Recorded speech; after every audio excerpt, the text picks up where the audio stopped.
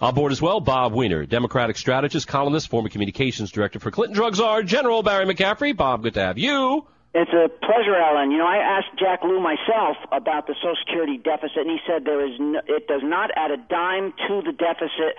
There is no Social Security deficit. It's solvent for 30 years. It is only a long-term problem because of what seniors have paid in. That was his direct answer to me at a White House news conference last year. By suspending or threatening it with the suspension of the rest of their Medicaid funding.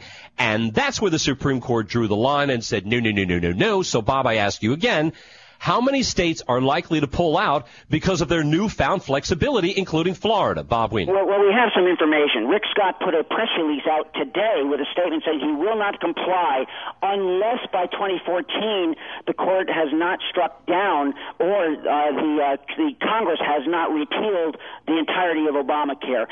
And if that's the case, he will comply with the Medicaid and the exchanges in 2014 when the bill kicks in.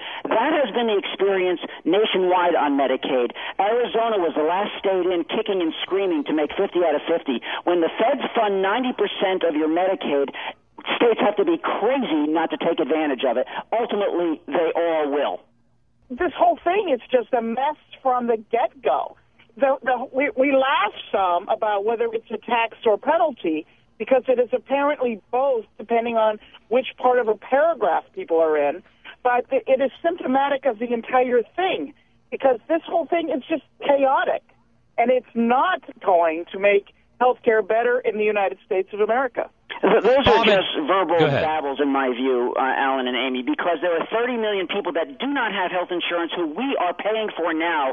Those are the chiefs on the system, and it is outrageous that we wouldn't be covering them and have it where it's actually paid for instead of just we have to pay for it anyway through the emergency room, either by your premiums that go up or because you're paying higher taxes to your localities for the hospitals. One way or the other, we are paying for it, and what this bill does is systematize and get 30 million people covered. All they did was they had five guys say, and not even together, that you couldn't expand the Commerce Clause to say that people are forced to do whatever the federal government says.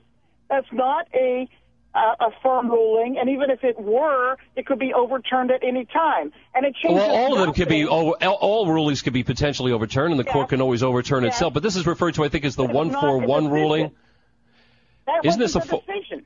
But the decision. We're in a strange confluence here. I'm with you on this one. There's a real fear that because of the limitation on that Commerce Clause, which wasn't used because of the tax ruling here, but could be used for anything else, that all federal programs in the New Deal are really under threat. So, Amy, you ought to be rejoicing over that almost from your side.